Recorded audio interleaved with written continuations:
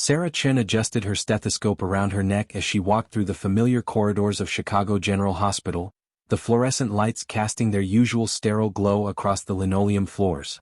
It was a Tuesday morning in early September, and the emergency department buzzed with its typical chaos of medical staff rushing between rooms, monitors beeping steadily, and the occasional groan of pain from patients waiting for treatment. She had been a nurse here for 5 years, and the rhythm of hospital life had become as natural to her as breathing, but today something felt different, though she couldn't quite place what it was. The first sign came when she entered room 314 to check on Mr. Davidson, a construction worker who had been admitted the previous evening with what appeared to be severe bite wounds on his arms and shoulder. The wounds were unlike anything she had seen before, deep, jagged tears that seemed to resist healing despite proper treatment, and they emanated a strange, putrid odor that made her stomach turn. Mr. Davidson himself was even more concerning. His skin had taken on a grayish pallor, his eyes were bloodshot and unfocused, and when she approached his bed, he let out a low, guttural growl that sent chills down her spine. "Mr. Davidson?" she called softly, reaching for his wrist to check his pulse, but the moment her fingers touched his skin, he jerked violently and snapped his teeth in her direction with such ferocity that she stumbled backward, her heart pounding. Dr. Martinez, the attending physician, rushed in after hearing the commotion, and together they managed to restrain the patient using leather straps, though it took considerable effort as Mr. Davidson displayed an almost superhuman strength that seemed impossible for someone in his condition. Throughout the morning, Sarah noticed similar cases appearing in the emergency department, patients with bite wounds, aggressive behavior, and the same unsettling grayish complexion that made them look more like corpses than living people. The local news stations had been reporting scattered incidents of violent attacks throughout the city for the past week, but the media was downplaying them as isolated cases of drug-related violence or mental health crises. Sarah's unease grew stronger when she overheard Dr. Martinez speaking in hushed tones with the hospital administrator about implementing additional security measures and considering quarantine protocols for certain patients.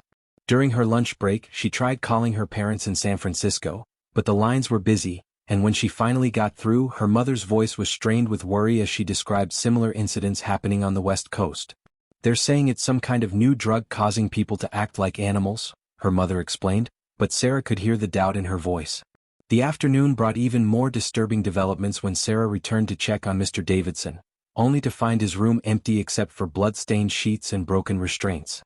Security was searching the hospital frantically, but it was Mrs. Henderson from the pediatric ward who found him, or what he had become, in the hospital cafeteria, where he had cornered a group of visitors and was attempting to bite them with a savage hunger that defied all human logic. The security guards managed to subdue him, but not before he had injured 2 people, and Sarah watched in horror as they dragged away what had once been a man but now seemed like something else entirely, something that moved with predatory instincts and showed no recognition of human speech or compassion.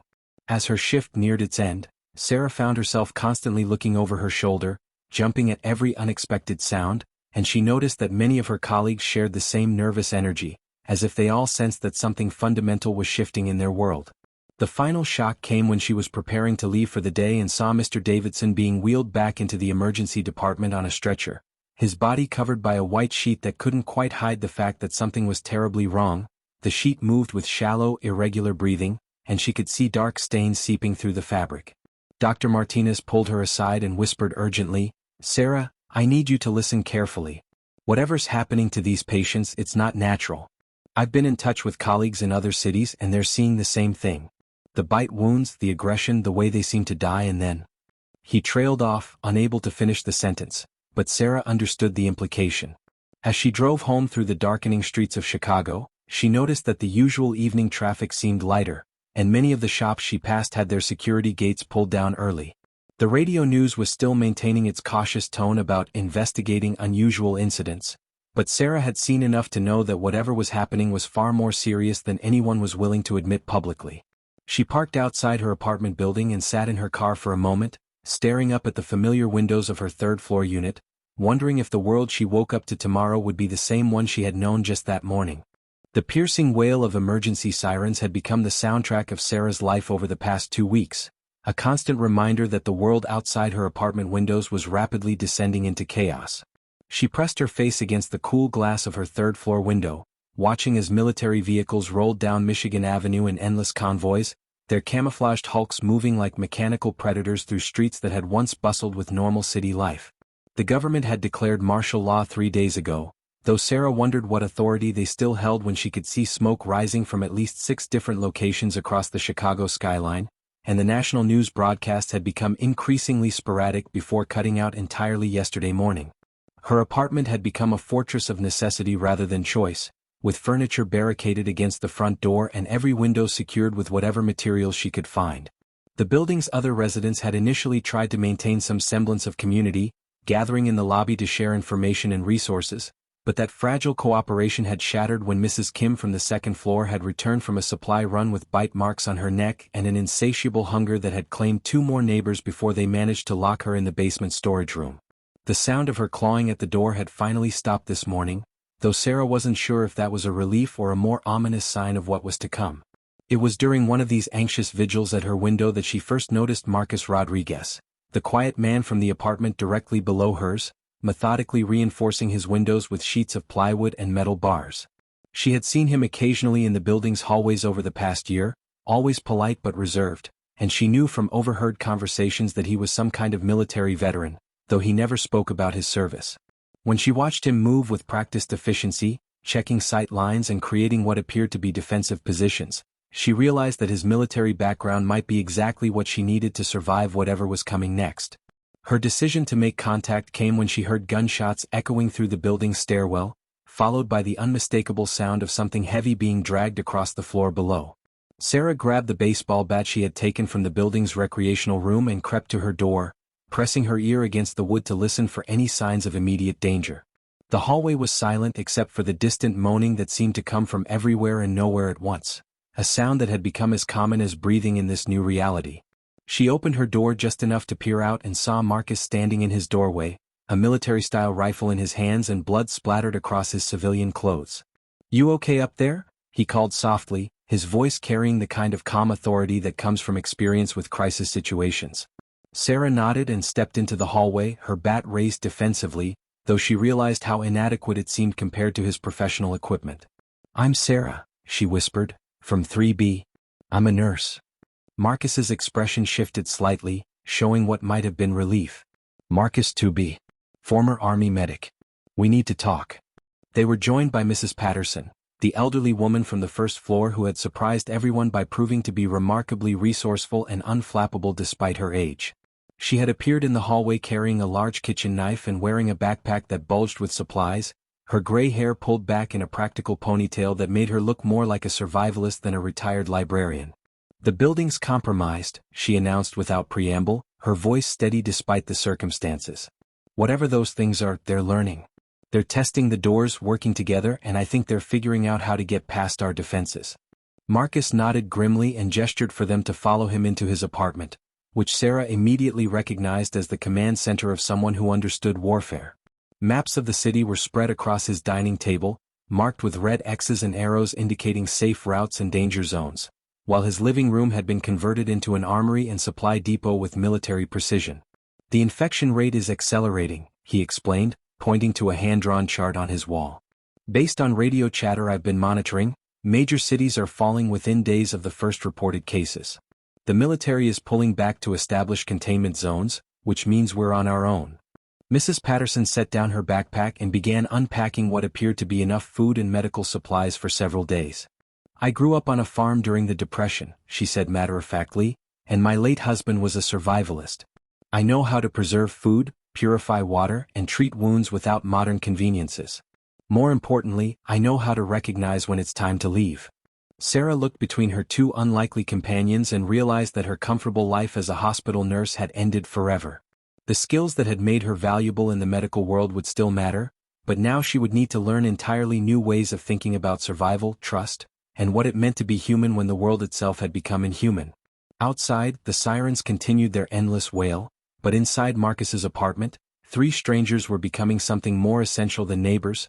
They were becoming a family bound together by necessity and the shared understanding that tomorrow was no longer guaranteed. The pre-dawn darkness provided perfect cover as Sarah, Marcus, and Mrs. Patterson made their final preparations to abandon the apartment building that had sheltered them for the past 3 weeks. Marcus had spent the previous evening studying his maps and radio intercepts, plotting a route through the city that would avoid the major highways where military checkpoints had been overrun and massive traffic jams had become death traps filled with abandoned vehicles and wandering infected. Their destination was Marcus's family cabin in the Wisconsin woods, a place he described as remote, defensible, and stocked with enough supplies to last several months if they were careful. Sarah had packed her medical bag with antibiotics, painkillers, and surgical supplies salvaged from the hospital, while Mrs. Patterson had contributed her knowledge of edible plants and food preservation techniques that would prove invaluable once they reached the wilderness. The building's stairwell had become increasingly dangerous over the past few days, with infected residents breaking through makeshift barricades and the sound of scratching and moaning echoing from behind locked doors throughout the structure. Their escape plan required them to move through the basement parking garage, where Marcus had identified a service exit that led directly to the alley behind the building, avoiding the main street where groups of infected had been gathering in larger numbers each night. The first sign of trouble came when they reached the garage and discovered that the service door had been torn off its hinges, leaving a gaping hole that opened onto the alley where dozens of infected wandered aimlessly through the morning mist. Marcus signaled for them to wait while he scouted an alternate route through the adjacent building, but their plans were disrupted when they heard the desperate cries of someone calling for help from the direction of the main street. Sarah's medical instincts conflicted with her survival training as she recognized the voice of a young person in distress, and despite Marcus's warnings about the dangers of investigation, she convinced the group to carefully approach the sound. They found Jake Morrison, a 17-year-old boy who had been hiding in a convenience store for the past week after watching his family succumb to the infection. He was injured, exhausted, and clearly traumatized, but he also possessed detailed knowledge of the city's current state and the locations of infected hordes that could prove crucial to their survival. Marcus was reluctant to take on the responsibility of another person, especially someone so young and potentially unpredictable, but Sarah's compassion and Mrs. Patterson's practical observation that Jake's knowledge of recent street conditions could save their lives ultimately convinced him to allow the teenager to join their group. The journey through Chicago's infected streets became a nightmarish game of stealth and strategy, with the group moving from building to building, using Jake's intelligence about infected gathering spots to avoid the largest concentrations of danger. They learned through terrifying trial and error that the infected were attracted to sound and movement, but seemed to lose interest if potential victims remained perfectly still for extended periods. The creatures moved with disturbing coordination, almost as if they were developing pack-hunting instincts, and their physical capabilities seemed to be evolving beyond normal human limitations, with increased strength, reduced sensitivity to pain, and an ability to continue functioning despite injuries that would incapacitate a living person. Their most harrowing encounter occurred at a gas station on the outskirts of the city, where they had stopped to refuel Marcus's pickup truck and gather additional supplies. The station appeared abandoned, but as they were loading gasoline containers into the truck bed, a group of infected emerged from the building's interior, moving with frightening speed and purpose. Sarah watched in horror as one of the creatures, a woman who might have been a soccer mom just weeks earlier, displayed an intelligence that suggested the infection wasn't simply destroying human consciousness but transforming it into something else entirely. The woman had been using the other infected as a coordinated hunting party, positioning them to cut off escape routes while she stalked the survivors with calculated precision. Marcus's military training and Mrs. Patterson's surprising combat skills, honed during her rural upbringing, proved essential as they fought their way back to the truck, but not before Jake sustained a bite wound on his forearm that he initially tried to conceal from the others. The group's successful escape from the gas station marked their transition from urban survivors to wilderness refugees, but as they drove north through increasingly rural landscapes, Sarah couldn't shake the feeling that they were being followed, and Jake's increasingly pale complexion and frequent requests to stop for rest suggested that their newest member might be carrying more than just trauma from his ordeal in the city. The Wisconsin border represented hope and safety, but Sarah was beginning to understand that in this new world, safety was always temporary, and the greatest threats might come not from the infected masses they were fleeing, but from the people they trusted most. The rustic cabin nestled among towering pine trees felt like a sanctuary from another world as Sarah stepped onto the wooden porch and breathed in the crisp Wisconsin air, free from the acrid smoke and constant tension that had defined their existence in Chicago. Marcus's family retreat sat on 40 acres of densely forested land, surrounded by natural barriers that made it nearly invisible from the main road and defensible against both human and infected threats. The cabin itself was a study in practical preparedness, with solar panels providing electricity, a well-stocked pantry containing enough canned goods to last several months, and a workshop filled with tools and supplies that would allow them to maintain their equipment and create additional fortifications. For the first time in weeks, Sarah allowed herself to believe that they might actually survive this nightmare, and she watched with growing optimism as her companions began to settle into routines that resembled normal life. Marcus took charge of security and maintenance, establishing patrol schedules and reinforcing the cabin's defenses with motion sensors and early warning systems that would alert them to any approaching threats. Mrs. Patterson transformed the cabin's kitchen into a command center for food preservation and medical care, using her Depression-era knowledge to stretch their supplies and create nutritious meals from limited ingredients. Jake, despite his recent trauma, proved surprisingly helpful with technical tasks, using his knowledge of electronics to improve their radio communication system and establish contact with other survivor groups scattered across the region. The teenagers' energy and optimism provided a welcome contrast to the grim realities they had all experienced, and Sarah found herself taking on a protective, almost maternal role toward him, monitoring his health and ensuring he was adjusting well to their new circumstances. However, Sarah's medical training made her increasingly concerned about Jake's condition, as she noticed subtle changes in his behavior and appearance that didn't match the normal patterns of stress and exhaustion she would expect from someone who had survived such traumatic experiences.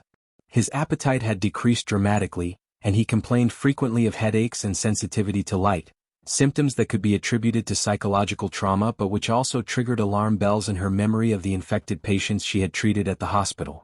The bite wound on his forearm had healed remarkably quickly, leaving only a faint scar, but Sarah observed that Jake had developed an unusual habit of staring intently at the other group members during meals, his eyes following their movements with an intensity that made her uncomfortable.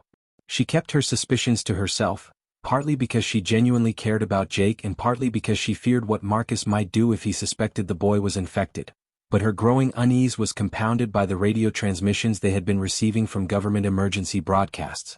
The official messages spoke of safe zones being established in major cities, military rescue operations for civilian populations, and scientific progress toward understanding and containing the infection, but the unofficial chatter on amateur radio frequencies told a very different story of complete societal collapse, failed evacuation attempts, and infected hordes overrunning even the most secure military installations. Marcus had become increasingly skeptical of the government transmissions, pointing out inconsistencies in the reported locations and questioning whether the broadcasts might be automated messages designed to lure survivors into traps. Mrs. Patterson supported his caution, noting that the promised rescue operations never seemed to materialize in their area, and suggesting that they focus on building a sustainable long-term settlement rather than waiting for outside help that might never come. Their peaceful routine was shattered on a cold October morning when Jake burst into the cabin's main room, his face pale with terror and his hands shaking as he pointed toward the forest surrounding their property. "There's something moving out there," he whispered, his voice barely audible above the wind rattling the windows. "Lots of somethings. They're coming through the trees and they're not alone." Marcus immediately grabbed his rifle and moved to the window, using binoculars to scan the tree line for signs of movement, while Sarah and Mrs. Patterson began implementing their emergency protocols for securing the cabin and preparing for potential siege conditions. What they saw through the morning mist made their blood run cold. A massive horde of infected, larger than anything they had encountered in the city, was moving through the forest with disturbing coordination and purpose. The creatures moved in organized groups, some serving as scouts while others appeared to be herding the main mass toward the cabin's location, and their behavior suggested a level of intelligence and planning that defied everything the survivors thought they knew about the infection. The forest fire that had been burning 50 miles to the south had apparently driven the infected north, creating a refugee crisis of the undead that was now bearing down on their sanctuary with unstoppable force. As the group watched in horror, they realized that their safe haven was about to become a battleground, and their survival would depend on decisions they weren't prepared to make and sacrifices they weren't ready to accept. The massive horde approaching through the forest had forced the group into a desperate defensive position, with Marcus coordinating their response from the cabin's reinforced windows while Sarah and Mrs. Patterson prepared medical supplies and emergency evacuation routes.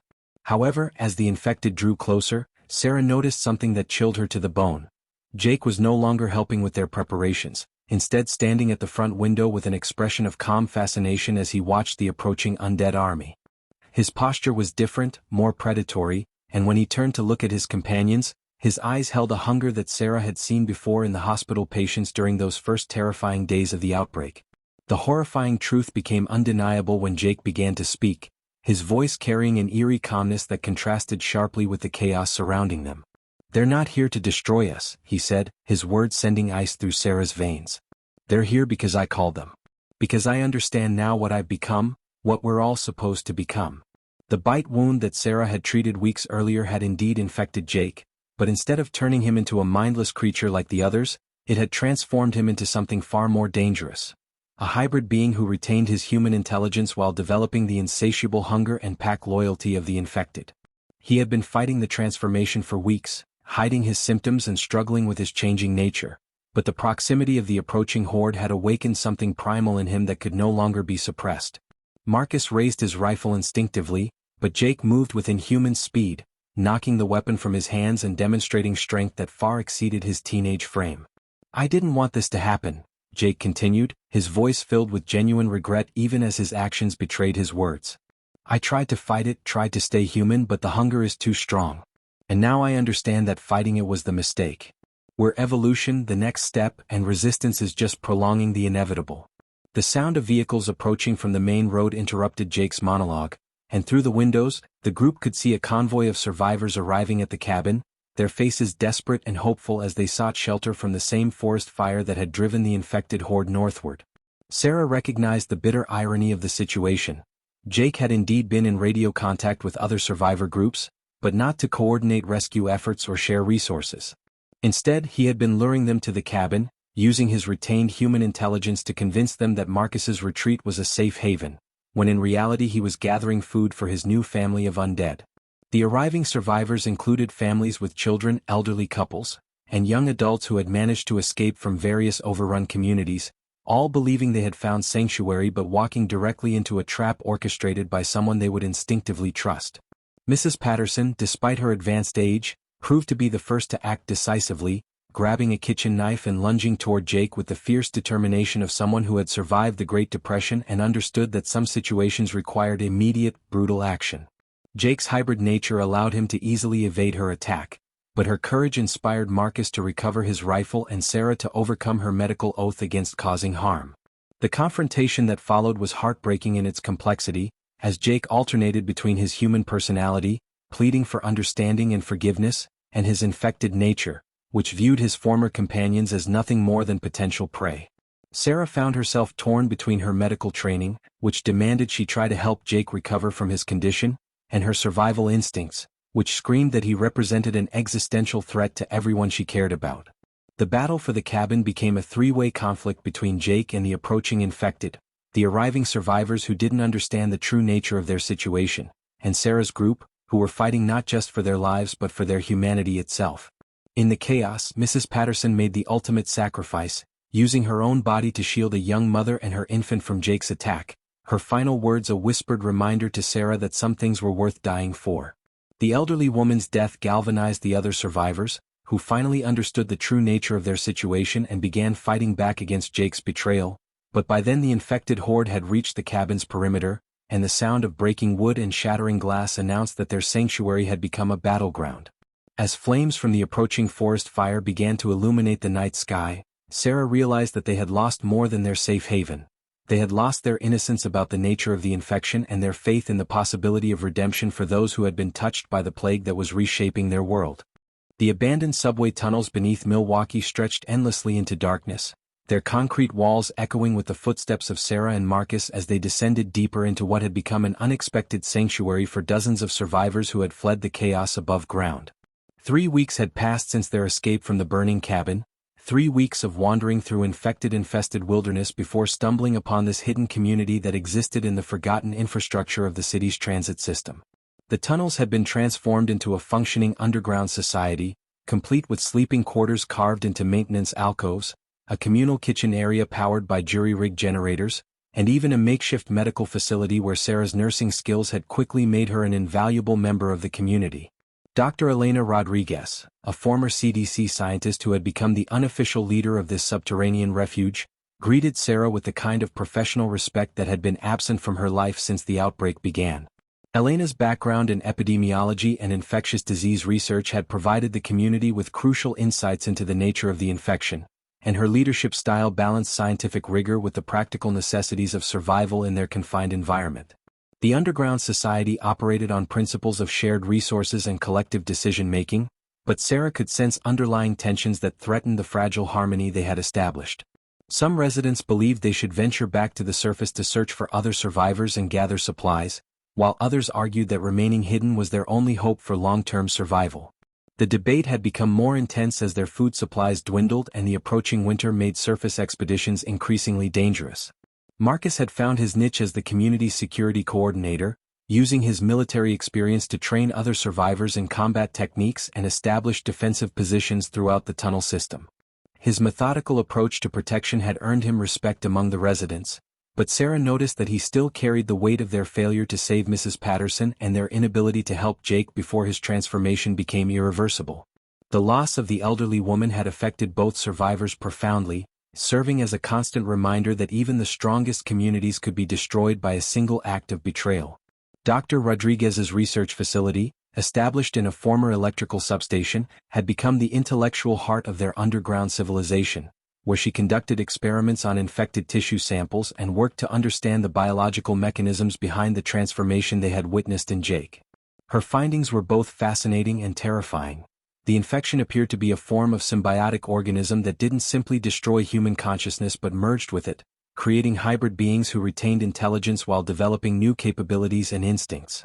The implications of this discovery went far beyond academic curiosity, as it suggested that the infected might be capable of continued evolution and adaptation, potentially developing new strategies for hunting and spreading the contagion. Sarah found herself drawn to Dr. Rodriguez's work, not just because of her medical background but because she desperately needed to understand what had happened to Jake and whether there might be any way to reverse or prevent such transformations in the future.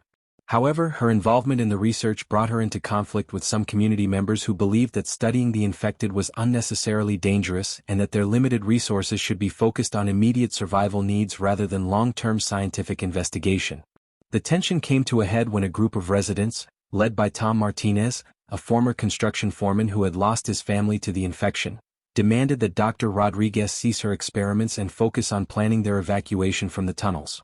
Tom argued that the research was attracting unwanted attention from infected creatures above ground and that the community's survival depended on mobility rather than scientific advancement. His supporters worried that the doctor's work with infected tissue samples could lead to accidental contamination of their sanctuary, potentially turning their safe haven into a death trap.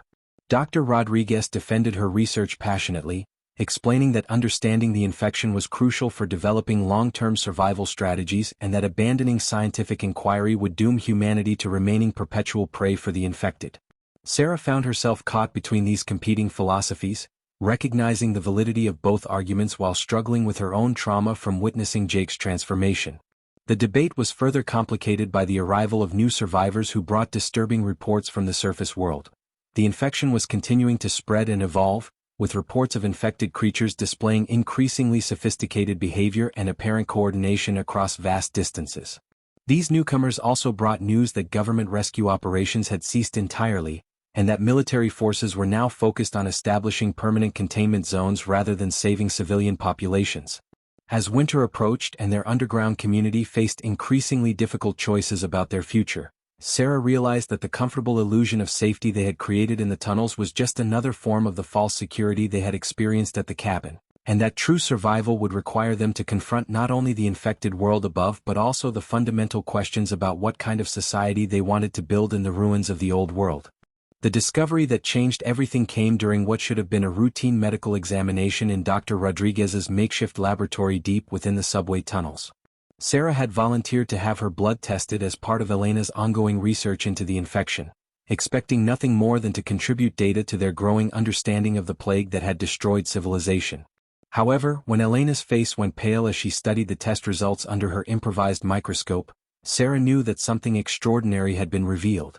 "Your blood shows complete immunity to the infection," Elena whispered, her voice trembling with excitement and fear.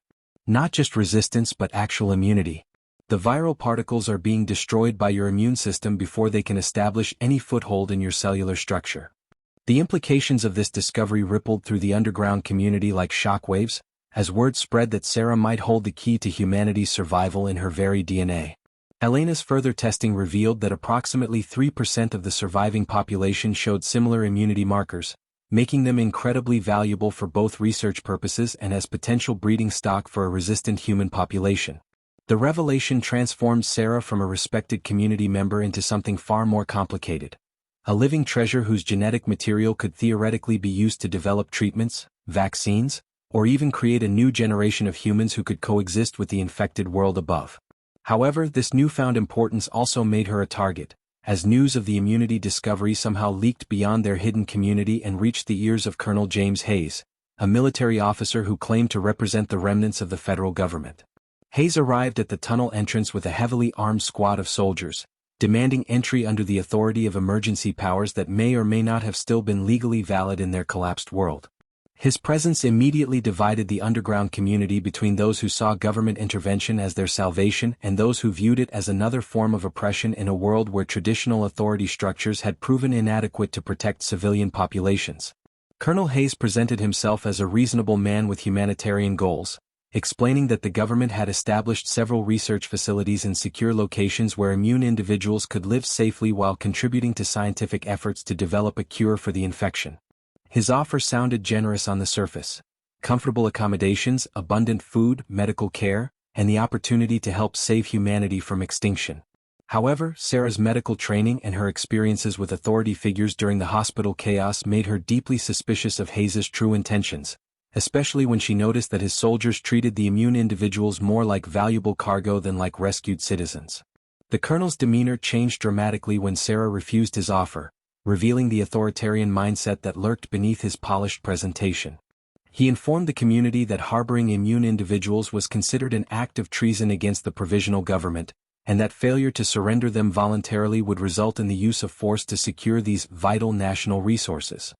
The term struck Sarah as particularly chilling, as it reduced human beings to the status of strategic materials to be harvested and controlled by whoever claimed governmental authority. Dr. Rodriguez stood firmly with Sarah, arguing that the immune individuals had the right to make their own choices about participation in research programs, and that the community's scientific work was proceeding effectively without military interference. However, the colonel's arrival had fractured the delicate unity that had sustained their underground society, as some residents feared that harboring Sarah and the other immune individuals would bring violent retaliation against the entire community. The confrontation escalated when Hayes attempted to forcibly remove Sarah from the tunnels, leading to a violent clash between his soldiers and the community's defenders that left several people injured and destroyed much of their carefully constructed infrastructure. Marcus led the resistance with tactical expertise that initially gave the community an advantage, but the soldiers' superior equipment and training gradually turned the tide of battle in their favor. In the chaos of the fighting, Sarah found herself forced into a leadership role she had never sought, making split-second decisions about who to save and who to sacrifice as their sanctuary collapsed around them. The breaking point came when Hayes threatened to flood the tunnel system with toxic gas unless the immune individuals surrendered voluntarily, a threat that would have killed everyone in the community regardless of their immunity status.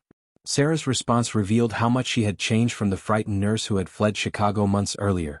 She organized a coordinated escape plan that split the community into smaller groups, each taking different routes through the city's underground infrastructure to prevent Hayes from capturing all of them at once.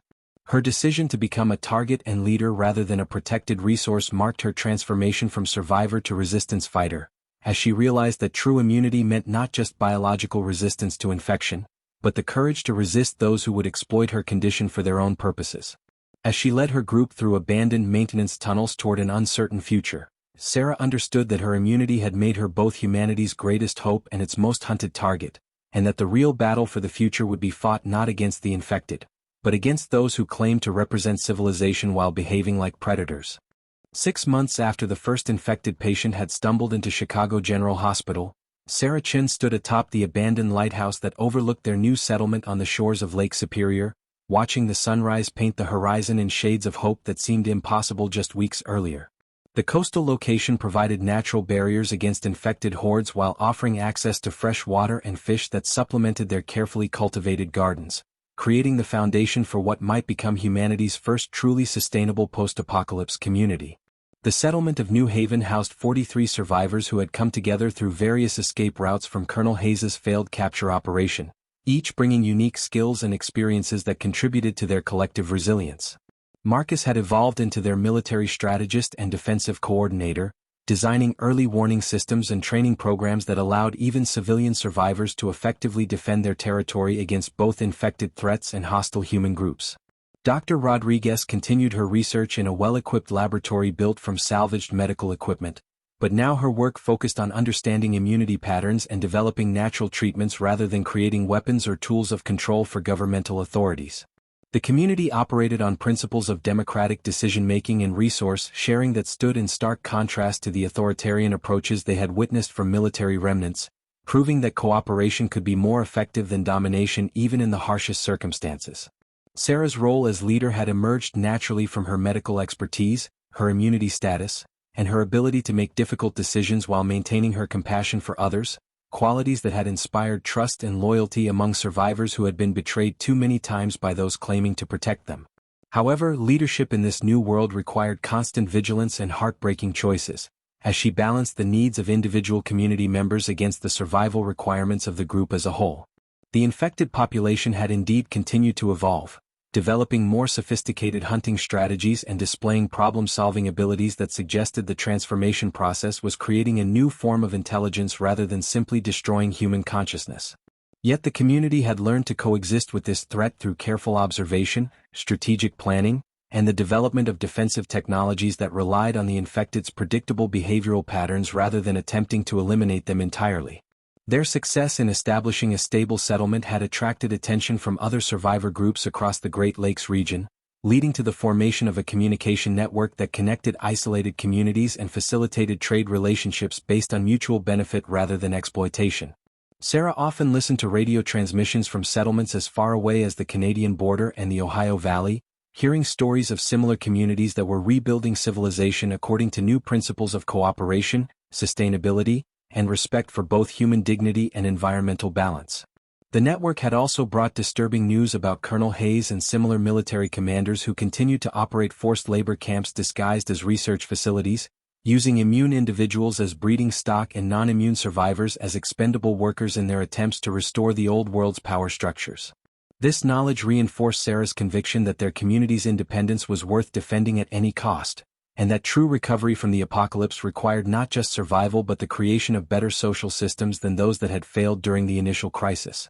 As she descended from the lighthouse to begin another day of community responsibilities, Sarah reflected on the transformation she had undergone from a frightened hospital nurse to a confident leader who understood that strength came not from the ability to dominate others but from the courage to protect what mattered most. The settlement's children, including several who had been born after the outbreak and showed natural immunity inherited from their parents, represented hope for a future where humanity could thrive alongside the changed world rather than simply surviving in it.